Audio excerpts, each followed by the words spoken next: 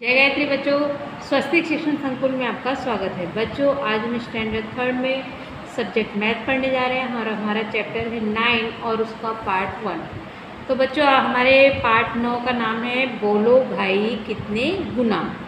ठीक है, सोच समझ कर लिखें। यहाँ पे आपको पहला दिया हुआ है, ये देखो आपके सामने, यहाँ पे 1 2 3 4 5 बकरियाँ हैं। तो 5 बकरियाँ हैं। क्या है? 5 बकरियाँ हैं। इन सभी को 4 पैर है। एक बकरी के कितने पैर हैं? यहाँ पे 4। तो सभी बकरियों को मिलाकर कुछ कितने पैर हुए?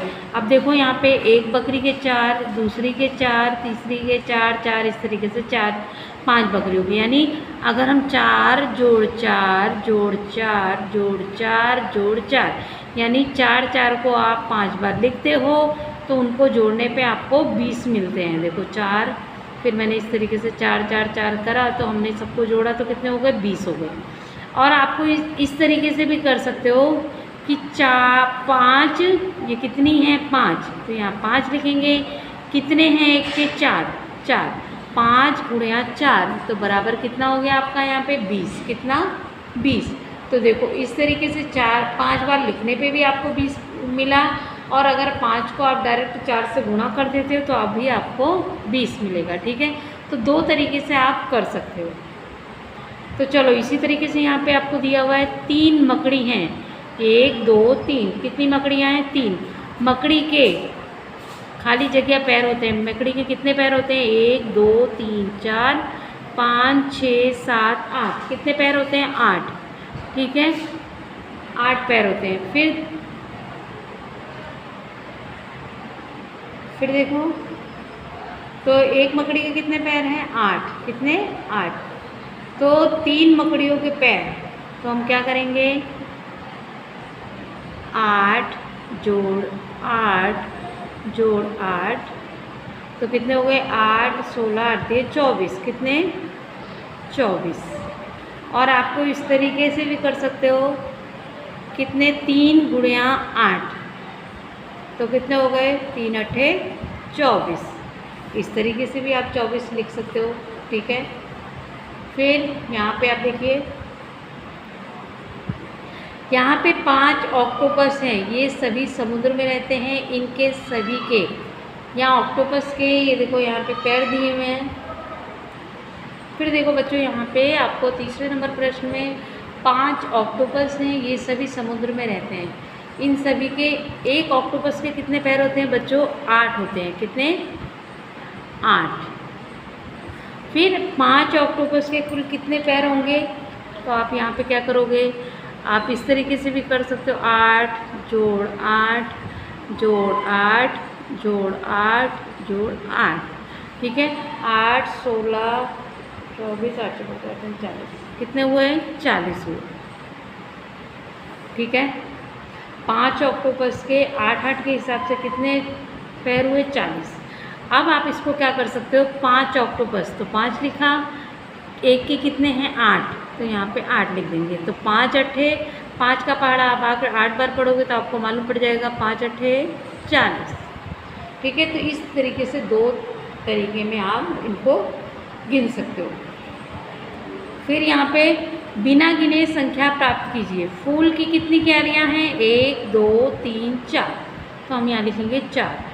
प्रत्येक क्यारी में कितने फूल हैं? एक लाइन में कितने फूल हैं? 1 2 3 4 5 6। तो हम यहाँ पे लिखेंगे 6। कुल कितने फूल हैं? यानी 4 गुणे 6।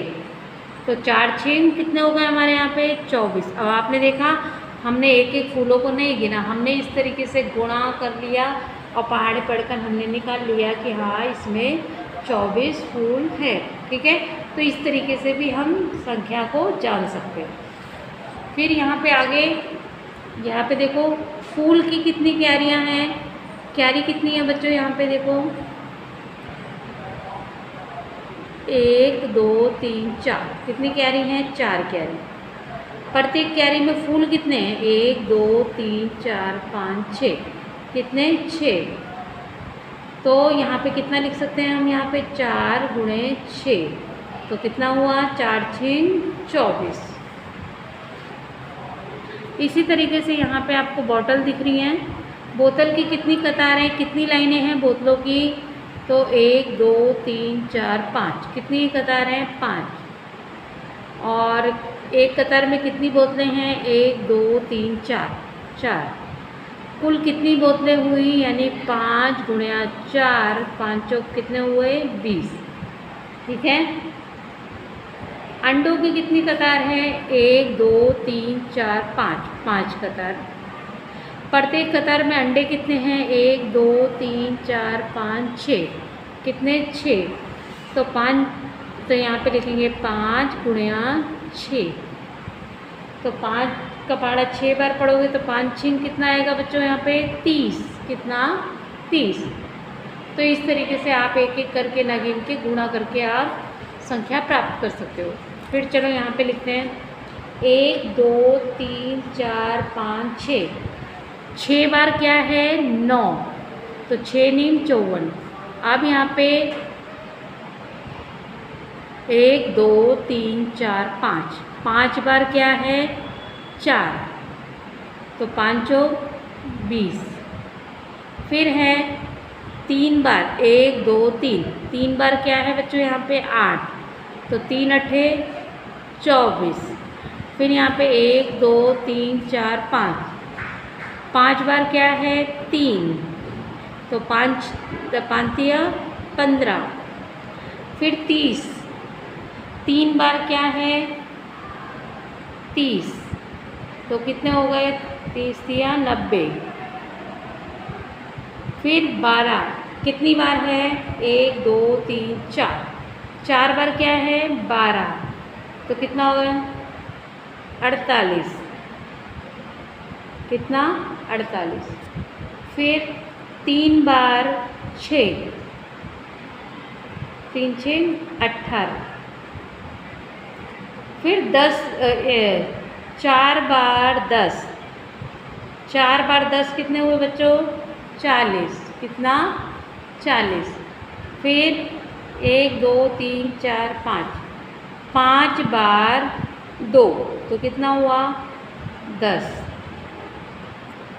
1 2 3 4 5 6 7, 7 बार क्या है बच्चों? 6। तो 7 6 42। ठीक है।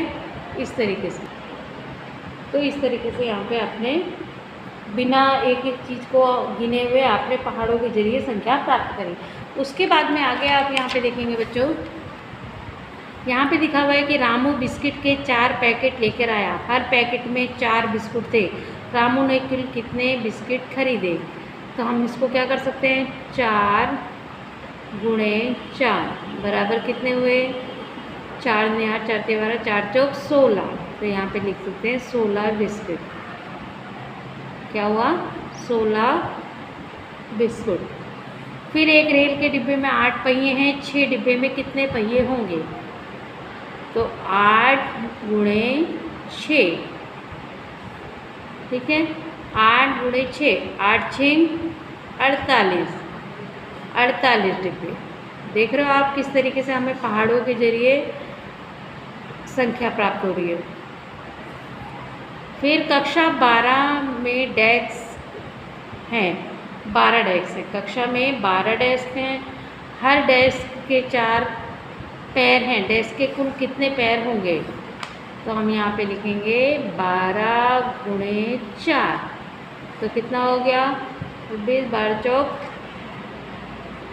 चौक 48। कितना हुआ? 48 डेस्क। ठीक है।